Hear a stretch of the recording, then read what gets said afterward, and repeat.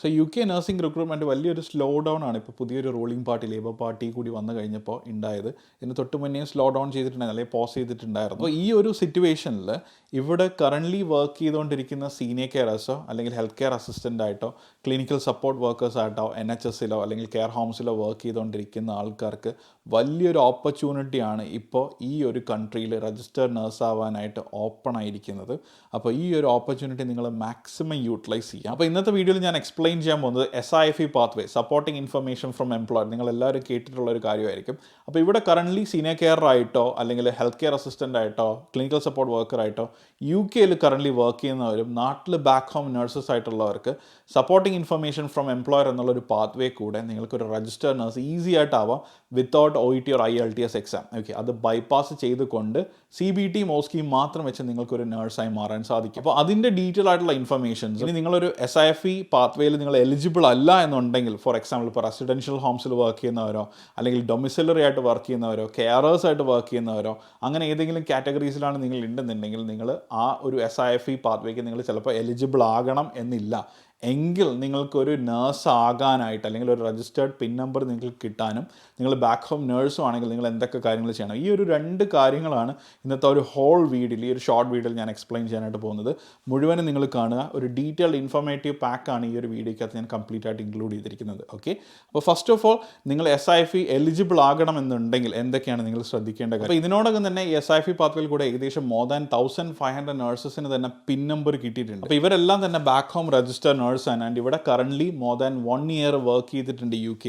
അത് NHSലായിക്കോട്ടെ, ഒരു health care സ്റ്റാഫായിട്ട് അല്ലെങ്കിൽ കെയർ ഹോമിൽ ഒരു സീനിയർ കെയറായിട്ടോ ടീം ലീഡറായിട്ടോ അങ്ങനെയുള്ള തസ്തികളിലായിരിക്കും വർക്ക് ചെയ്തിട്ടുണ്ടാവും, അല്ലെങ്കിൽ ക്ലിനിക്കൽ സപ്പോർട്ട് വർക്കറായിട്ടായിരിക്കും.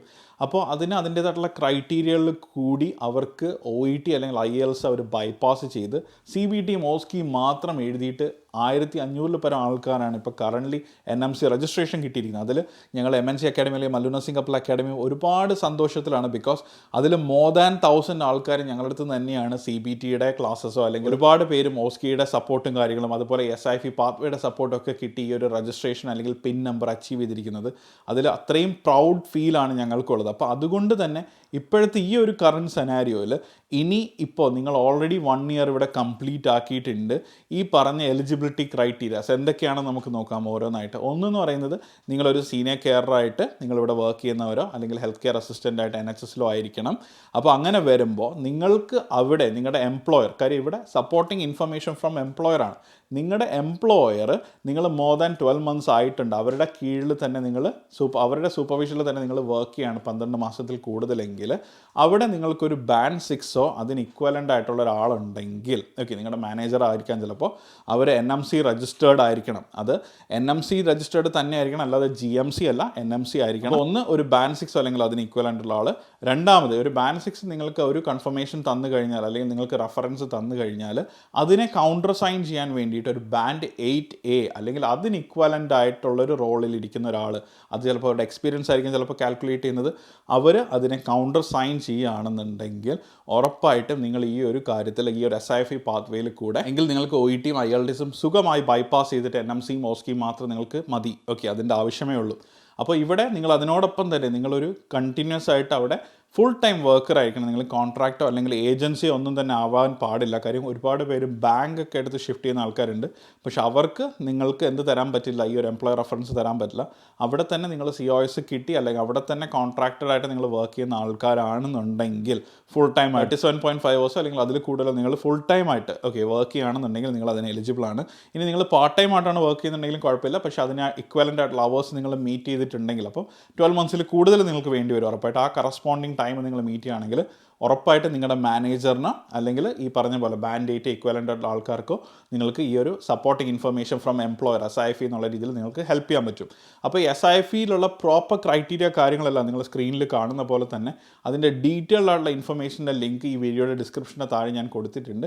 നിങ്ങൾ ആ ക്രൈറ്റീരിയ എല്ലാം മീറ്റ് ചെയ്യുന്നുണ്ടെങ്കിൽ ഉറപ്പായിട്ട് നിങ്ങൾക്ക് നിങ്ങളുടെ മാനേജറിനെ സമീപിക്കാം. അതുപോലെ തന്നെ നിങ്ങളുടെ കെയർ ഹോംസിലോ അല്ലെങ്കിൽ നഴ്സിംഗ് ഹോംസിലോ നിങ്ങൾ ഓൾറെഡി നിങ്ങളുടെ കൂടെയുള്ള കൊളീഗ്സ് ഇത് ചെയ്തിട്ടുണ്ടെങ്കിൽ ഉറപ്പായിട്ടും അവർക്ക് നിങ്ങളെ ഹെൽപ്പ് ചെയ്യാൻ പറ്റും. അല്ലെങ്കിൽ അതുപോലെ തന്നെ അവർക്ക് നിങ്ങളുടെ മാനേജേഴ്സിന് നന്നായിട്ട് അറിയാമായിരിക്കും.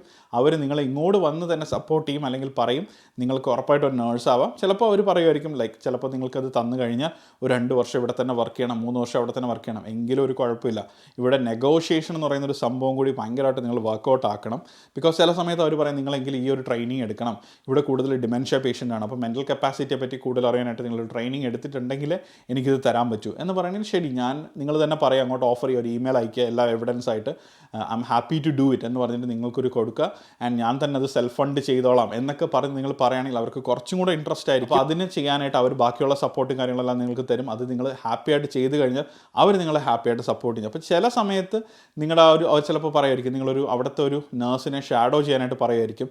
അതൊന്നും തന്നെ നിങ്ങൾക്ക് തരാതിരിക്കാൻ വേണ്ടിയിട്ടല്ല, നിങ്ങൾക്ക് തരാൻ വേണ്ടിയിട്ടാണ്. പക്ഷേ നിങ്ങൾ കോമ്പീറ്റൻ്റ് ആണെന്ന് അവർക്ക് അറിയണം. ബിക്കോസ് അവർ ഈ റെഫറൻസ് തരിക എന്ന് പറയുന്നത് അവരുടെ പിൻ നമ്പറാണ് നിങ്ങൾക്ക് വേണ്ടിയിട്ട് അവർ സബ്മിറ്റ് ചെയ്യുന്നത്. ബിക്കോസ് നിങ്ങൾ ആണ് ഇതിന് ഓക്കെ ആണെന്ന് പറയുമ്പോൾ ഈ റെഫറൻസ് തരുന്ന ആൾക്കാർ 2 പേരാണ് അതിന് അക്കൗണ്ടബിളും റെസ്പോൺസിബിൾ ആയിട്ടുള്ളത്. ഓക്കെ, ഞാനൊരു എൻഡോസ്കോപ്പി യൂണിറ്റിൽ അല്ലെങ്കിൽ ഒരു ഡെപ്യൂട്ടി മാനേജറായിട്ട് വർക്ക് ചെയ്യുന്ന സമയത്താണെങ്കിലും ഇതുപോലെ മോർ ദാൻ 12 മന്ത്സ് എൻ്റെ കൂടെ നിന്ന് വർക്ക് ചെയ്തിട്ടുള്ള, ഇപ്പോൾ ഫിലിപ്പീനോസ് ആവട്ടെ, മലയാളീസ് ആവട്ടെ, ഏഷ്യൻസ് ആവട്ടെ, അങ്ങനെ ആരാണെന്നുണ്ടെങ്കിൽ അവർ ആ എലിജിബിലിറ്റി ക്രൈറ്റീരിയ മീറ്റ് ചെയ്യുന്നുണ്ടെങ്കിൽ പോലും ഞാൻ അവരുടെ ലാംഗ്വേജിൽ എനിക്ക് അവർ പേഷ്യൻറ്റിനോട് സേഫായിട്ട് അവർ കമ്മ്യൂണിക്കേറ്റ് ചെയ്യുന്നുണ്ട്.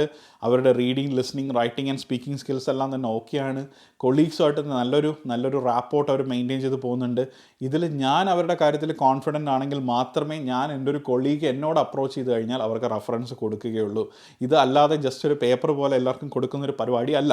ഓക്കെ, ഞാൻ പറഞ്ഞ പോലെ ഇത് എക്സാക്ട്ലി നിങ്ങളുടെ ലാംഗ്വേജ് എക്സാമിനെ നിങ്ങൾ ബൈപ്പാസ് ചെയ്യണം. ഓക്കെ, അപ്പോൾ അത് നിങ്ങൾ നന്നായിട്ട് ചെയ്യുന്നില്ല എന്നുണ്ടെങ്കിൽ ഉറപ്പായിട്ട് നിങ്ങളുടെ മാനേജർ അത് നിങ്ങളെ സപ്പോർട്ട് ചെയ്യാൻ വേണ്ടിയിട്ട് കുറച്ച് കാര്യങ്ങൾ നിങ്ങൾക്ക് പറയും. ചിലപ്പോൾ അത് നിങ്ങൾ പേഷ്യൻ്റ്ലി കേട്ട് അതിനുള്ള എന്തെങ്കിലും റെമഡീസ് നിങ്ങൾക്ക് ചെയ്യാൻ പറ്റുവാണെങ്കിൽ നിങ്ങൾ ചെയ്യുക.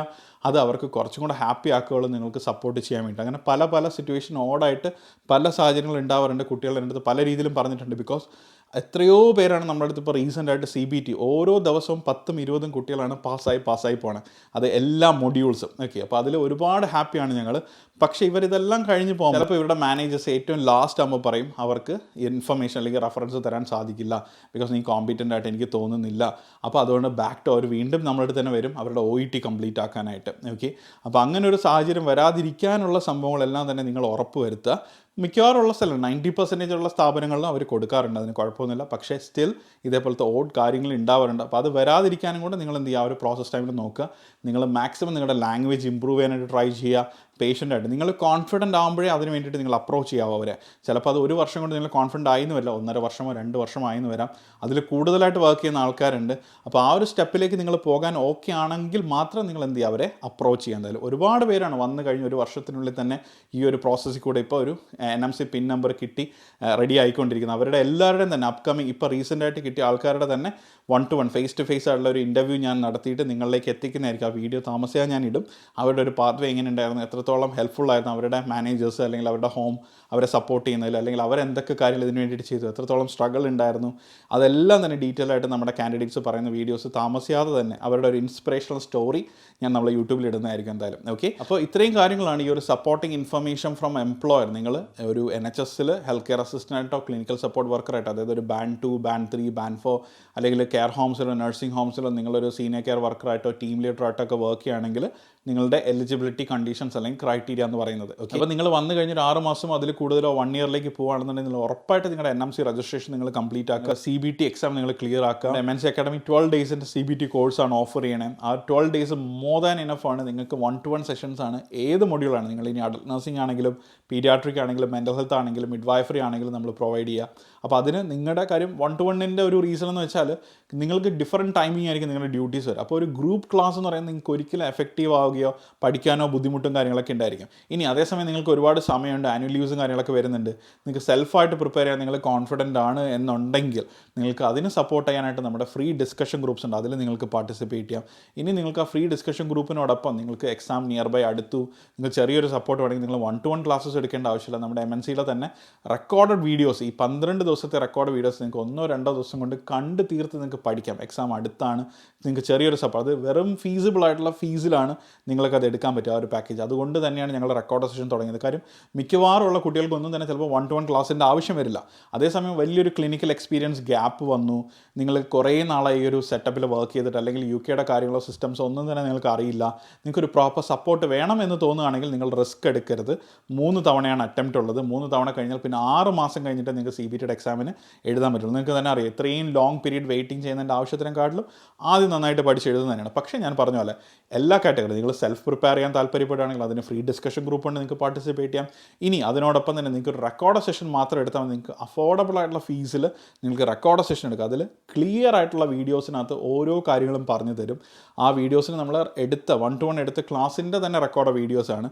അപ്പോൾ എക്സാക്ട്ലി ഒരു സ്റ്റുഡൻറ്റുമായിട്ട് സംസാരിക്കുന്നവരുടെ ക്വയറീസും കാര്യങ്ങളെല്ലാം ക്ലിയർ ചെയ്ത് മലയാളത്തിൽ എക്സ്പ്ലെയിൻ ചെയ്യുന്ന വീഡിയോസാണ് എല്ലാം തന്നെ അതിനകത്ത് വരുന്നത്.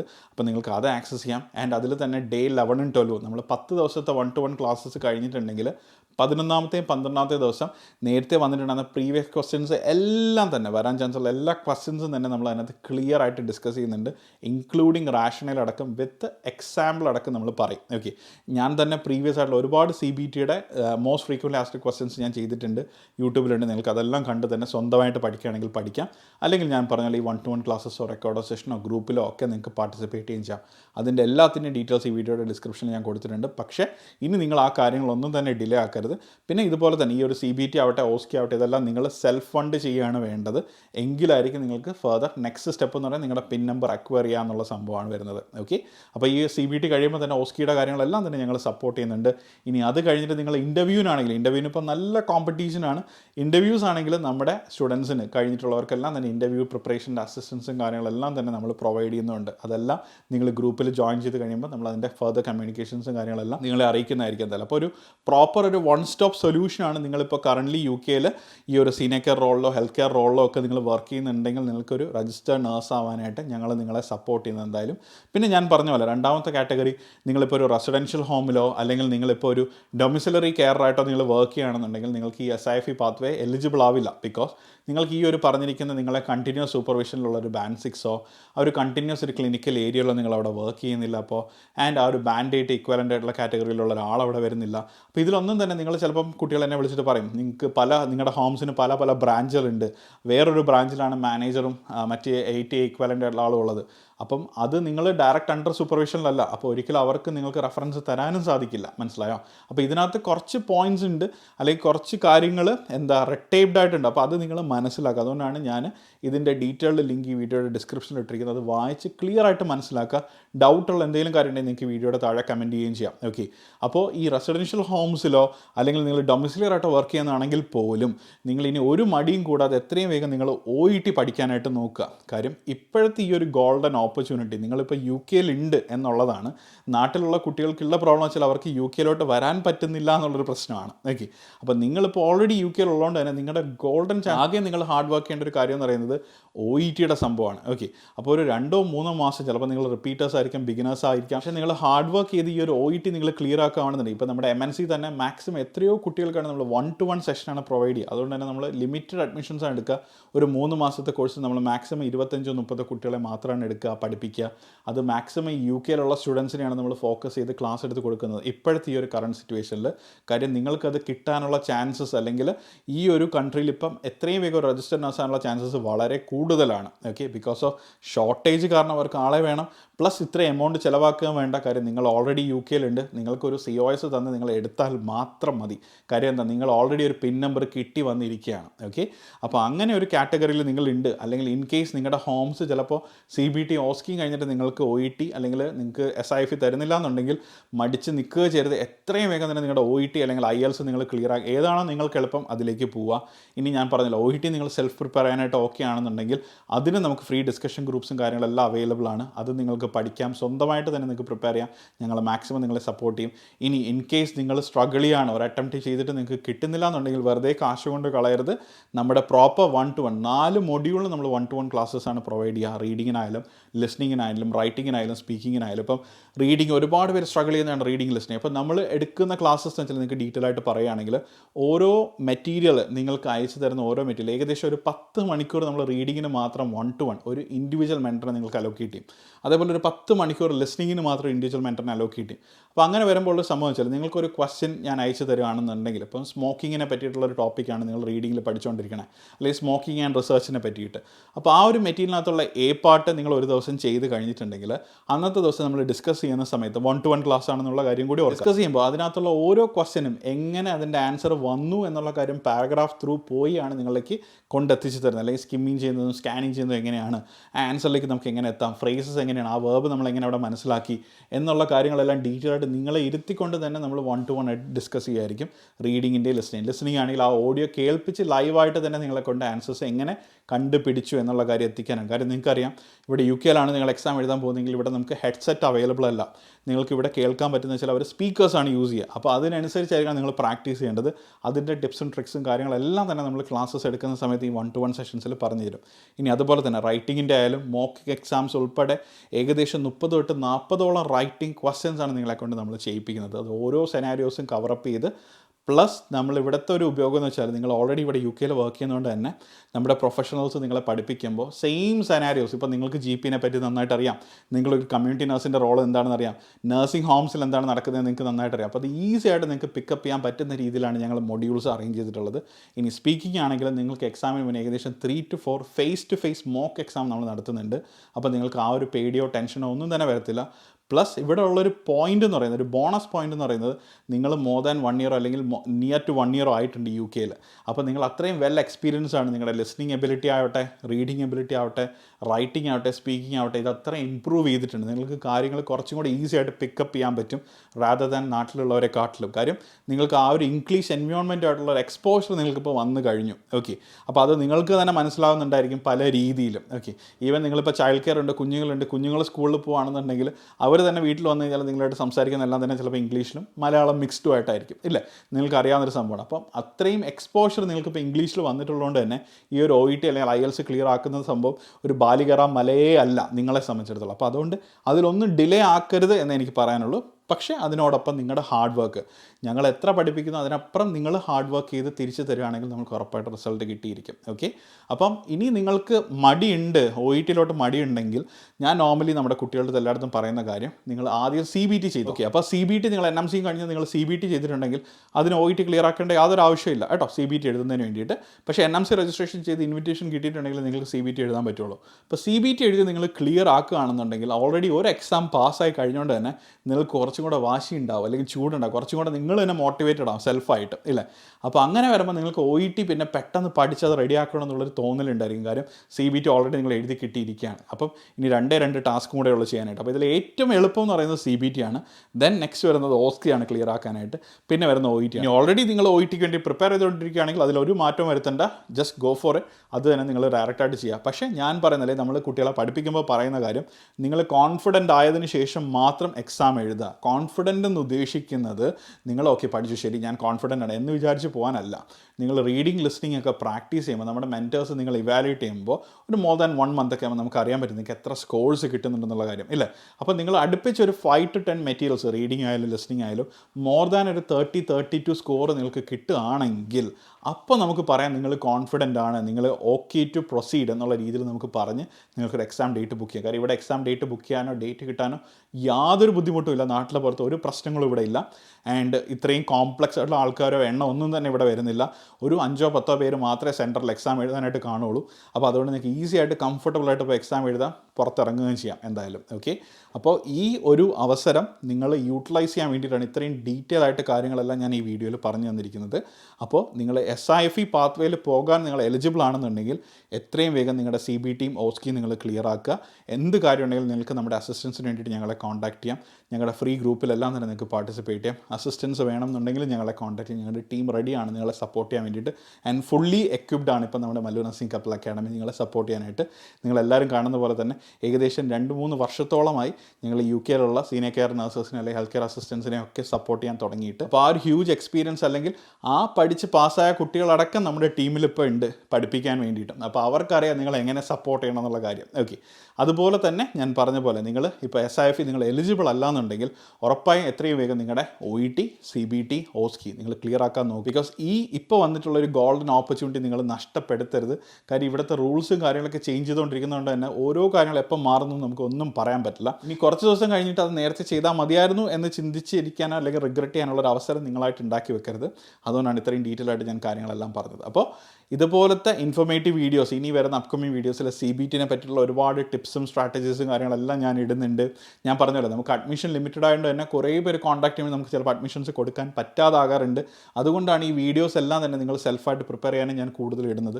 പക്ഷേ ചിലർക്ക് അസിസ്റ്റൻസ് വേണ്ടി വരും. ഉണ്ടെങ്കിൽ നിങ്ങൾ ഉറപ്പായിട്ട് നിങ്ങൾ കോൺടാക്ട് ചെയ്യുക, ഒരു സപ്പോർട്ട് തേടുക. അല്ലാതെ വെറുതെ കൊണ്ട് കാശ് കളഞ്ഞ് എക്സാം എഴുതി കളയരുത്. ഓക്കെ, അപ്പോൾ ഇതേപോലത്തെ OETയുടെ ആവട്ടെ, CBTയുടെ ആവട്ടെ, OSCEയുടെ ആവട്ടെ, ഇൻ്റർവ്യൂ പ്രിപ്പറേഷൻ ആവട്ടെ, അപ്കമിങ് ജോബ് ഓപ്പർച്യൂണിറ്റീസ് ആവട്ടെ, എല്ലാം തന്നെ വരുന്ന വീഡിയോസും കാര്യങ്ങളെല്ലാം അപ്കമിങ് ഡേയ്സിൽ ഞാൻ അപ്ലോഡ് ചെയ്യുന്നതായിരിക്കും.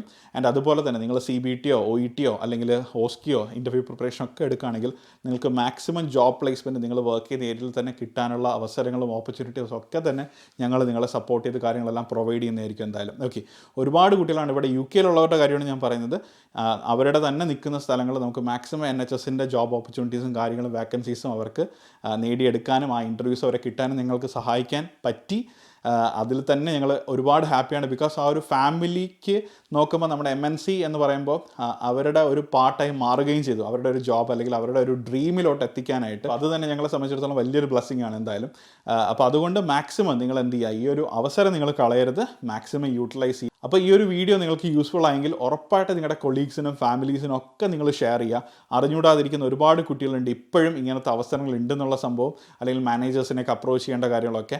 അപ്പോൾ അതിൻ്റെ റിലേറ്റഡ് എങ്ങനെ നിങ്ങൾക്ക് മാനേജേഴ്സിന് ഇമെയിൽ അയക്കാം, എങ്ങനെ ഈ കാര്യങ്ങളോട്ടൊക്കെ അപ്രോച്ച് ചെയ്യാം, നിങ്ങളൊരു ജോബിന് വൺസ് ഇതെല്ലാം കഴിഞ്ഞ് കഴിയുമ്പോൾ നിങ്ങൾ എങ്ങനെ പ്രോപ്പറായിട്ട് ട്രാക്ക് ജോബ്സിൽ നിങ്ങളുടെ സപ്പോർട്ടിങ് ഇൻഫർമേഷൻ കാര്യങ്ങളൊക്കെ ചെയ്യാം, ഇതിൻ്റെ എല്ലാത്തിൻ്റെ അസിസ്റ്റൻസ് നമ്മൾ തന്നെ പ്രൊവൈഡ് ചെയ്ത് തരുന്നുണ്ട് നിങ്ങൾക്ക്. എങ്കിലേ നിങ്ങൾക്ക് സക്സസ്ഫുൾ ആയിട്ട് ഒരു ഇൻ്റർവ്യൂവിന് നിങ്ങളെ ഷോർട്ട് ലിസ്റ്റ് ചെയ്യുകയും ചെയ്യുള്ളൂ എന്തായാലും. ഓക്കെ, അപ്പോൾ ഞാൻ പറഞ്ഞല്ലോ ഒരു വൺ സ്റ്റോപ്പ് സൊല്യൂഷനാണ് ഇപ്പോൾ നിങ്ങളുടെ അടുത്ത് നമ്മുടെ MNC അക്കാഡമി എന്ന് പറയുന്നത്. അപ്പോൾ ധൈര്യമായിട്ട് കോൺഫിഡൻ്റ് ആയിട്ട് മുന്നോട്ട് പോവുക. എത്രയും വേഗം തന്നെ നിങ്ങളുടെ UK NMC registration pin number കരസ്ഥമാക്കുക. ഒരു രജിസ്റ്റേർഡ് നഴ്സായിട്ട് നിങ്ങളുടെ ഡ്രീം ജോബിലോട്ട് കയറുക. ഓക്കെ, അപ്പോൾ എല്ലാവർക്കും ബെസ്റ്റ് വിഷസ്. അടുത്തൊരു ഇൻഫോർമേറ്റീവ് വീഡിയോ ആയിട്ട് നമുക്ക് വീണ്ടും കാണാം. അതുവരെ it's me Yadu Krishna signing off from Mallu nursing couple. By.